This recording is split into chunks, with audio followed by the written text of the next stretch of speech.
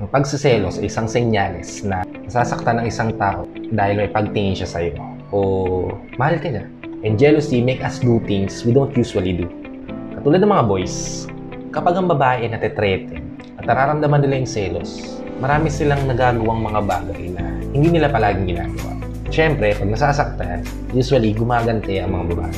Yan actually yung difference ng pagsiselos ng babae at sa lalaki. Kapag ang lalaki kasi nagsiselos, tinatago lang nila yan, dinidibdib nila yan hanggang sa maipon, hanggang sa mapuno, doon sila mag-burst out. Hindi katulad ng mga babae na pagka nagselos yun, makikita at mahalata mo sa mga actions nila, sa mga ginagawa nila. Manonotice mo kagad yan sa kanila kapag nagsiselos sila. Lalo na kung may umaaligid sa'yo ng mga babae. Kaya naman, kapag hindi mo nabasa yung mga kinikilos nila, sa panigurado, away na sa yan. Kaya what's up, kamusta? Welcome back to my channel. It's me again, Yari Opino. At today, pag-uusapan natin kung paano nga ba nagsiselos ang mga babae. Kung bago ka pa lang sa channel ko, hit like, subscribe, and hit mo na rin notification bell para updated ka sa mga bago nating video. Kaya without further ado, let's start.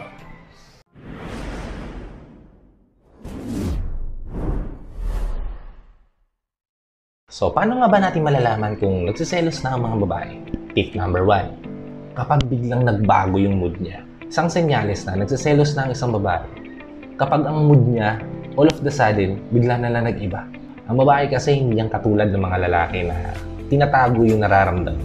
Ang mga babae, kapag may malakas na emosyon silang nararamdaman, nilalabas nila yan, sinasabi nila yan, o pinapakita nila by their actions. Siyempre, para hindi nila damahin yung bigat sa dibdib nila. Kaya hindi nila tinatago yung mga feelings nila. Kaya kung may napapansin siya na may ibang girls na umaaligid-aligid sa'yo, o nakita niya na nakipag-usap ka sa ibang babae, at yung kausap mo na yun ay nagkaroon kayo ng interesting conversation or something, that's when you will notice na mag-iiba yung mood niya. They really rely on their instinct. Kaya madali nilang nanonotice kung yung babaeng kausap mo, yung babaeng umaaligid-aligid sa'yo ay may gusto sa'yo o nagpapakit sa'yo. Kaya naman kung nararamdaman mo na okay pa naman kayo kanina tapos out of nowhere bigla siya nag-iba yung mood. Nako bro, mag-self-check ka na. Malaking senyales yan na nagsiselos na siya.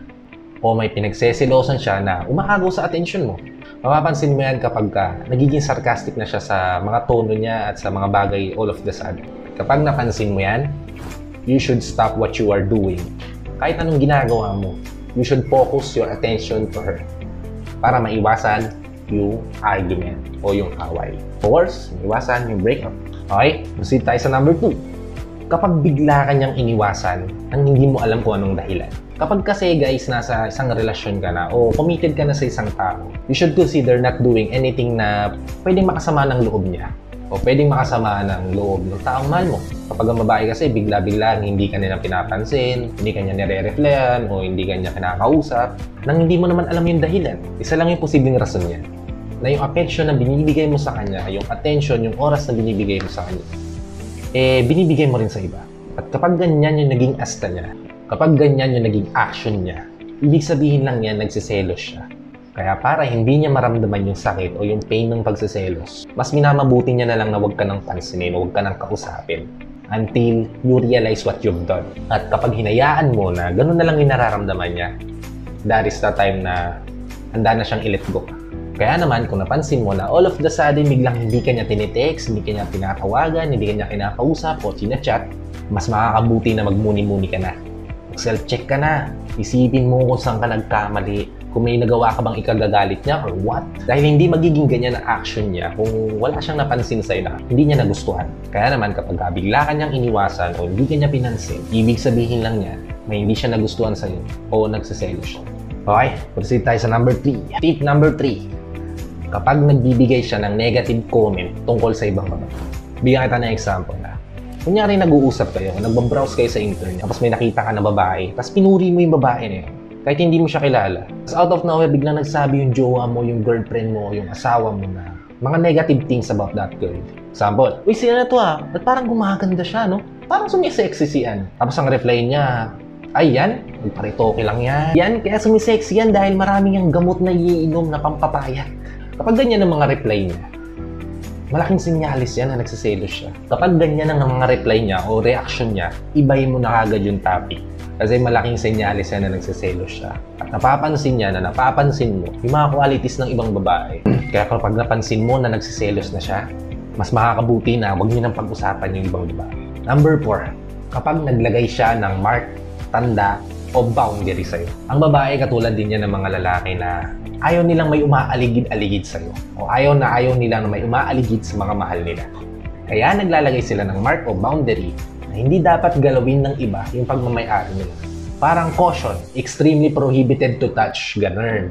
Para kasi may iwasan na mapunta ka sa iba o mapunta yung attention mo sa iba. Nilalagay na sila ng boundary para maiwasan na may umaligid-aligid pa sa'yo. For example, may mga nakausap ka na babaeng mga friends mo. Tapos all of the sudden, biglang naging clingy yung partner mo sa'yo. Ibig sabihin lang yan, may nakikita siya na potential na threat na posibleng makaagaw sa'yo. Kaya naman, napakalaking sign na nagsiselos ang mga babae kapag nagiging extra clingy sila sa'yo. At naglalagay sila ng marka o boundary para hindi ka malapitan o makuha ng iba. Number 5, kapag bigla niyang pinasok ang ibang lalaki sa usapan yung dalawa. Minsan kasi ang lalaki, porque hindi natin nararamdaman na o hindi natin napapansin na nasaktan natin yung damdamin ng mga babae. Kapag pinupunan natin yung mga magagandang qualities ng ibang mga babae, hinahayaan na lang natin yun. Kaya naman, para makaganti sila, kapag pinansin mo yung qualities ng ibang babae, magsasabi din niya ng mga qualities ng lalaki na gusto nila. For example, sinabi mo na, uy, alam mo si dati ang taba niyan, tapos ngayon ang sexy niya na, no? Tatango-tango lang yan, tapos magre-replyan na, uy, alam mo ba, ang macho, ang lakas ng dating, at ang sarap na ni Tapos pag tinitignan mo pa siya, ang bango-bango niya, di ba? Lagi may extra yan na sasabihin para mas masaktan ka sa ganding. Pero isa lang ang ibig sabihin niyan kapag ganyan ang ginagawa ng mga babae. Ibig sabihin lang yan na nagsiselos sila at nasasaktan sila na napapansin mo yung mga qualities ng ibang babae at pakiramdam nila na inaagaw nila yung attention mo sa kanila.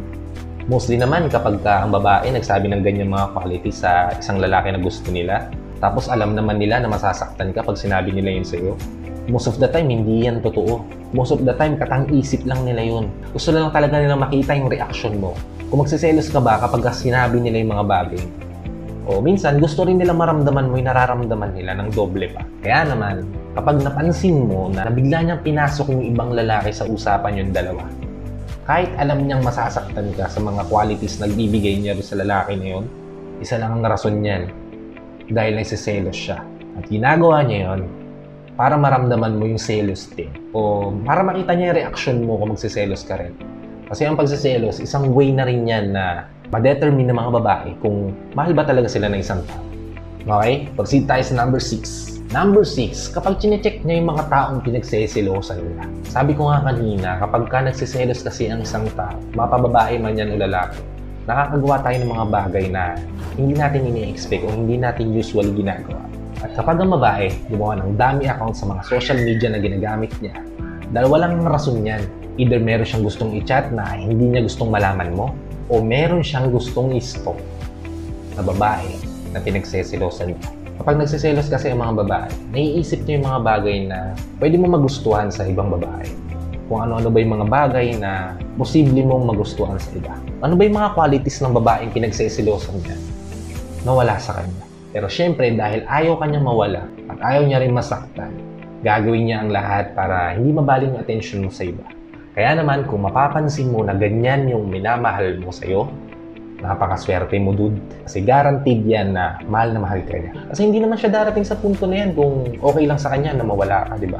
Okay lang sa kanya na maagaw ka ng iba, di ba? Kaya naman pakiusap, wag mo siyang sasaktan.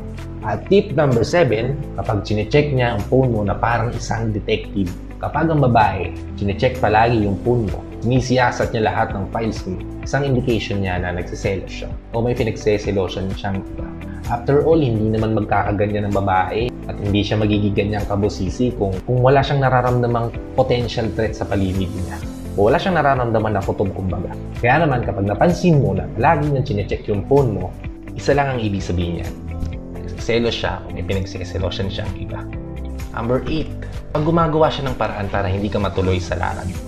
Isa pang sign na nagsiselos ang isang babae kapag gumagawa siya ng paraan o way para hindi ka matuloy sa mga pupuntahan mo sa lakad. O para hindi ka makapagkita sa ibang tao. at pakasama ka lang niya. Minsan pa nga nagsasakit-sakitan ng mga babae para lang maramdaman nila na alagaan mo sila at i-priority mo sila kesa sa iba. Kaya kapag napapansin mo na gumagawa sila ng way para hindi ka matuloy sa mga lakad mo, isa lang ang senyalis niya, nagsiselos siya. Tulad ng mga lalaki, umaabot din sa punto na hindi kayang i-handle na ng mga babae yung nararamdaman nila na pagsiselos. Kaya naman guys, kapag nakikitaan mo sila ng sign na nagsiselos na sila, o nakita mo yung mga sign na to sa kanila, please be aware sa mga bagay na pwede mong masabi o pwede mong magawa para maiwasan ang argument at ang breakup. So yun lang, maraming salamat sa panonood. Kung nagustuhan nyo yung content, please hit like, subscribe, hit mo rin yung notification bell para updated ka sa mga bago nating video. Maraming salamat ulit guys. Ingat palagi. God bless.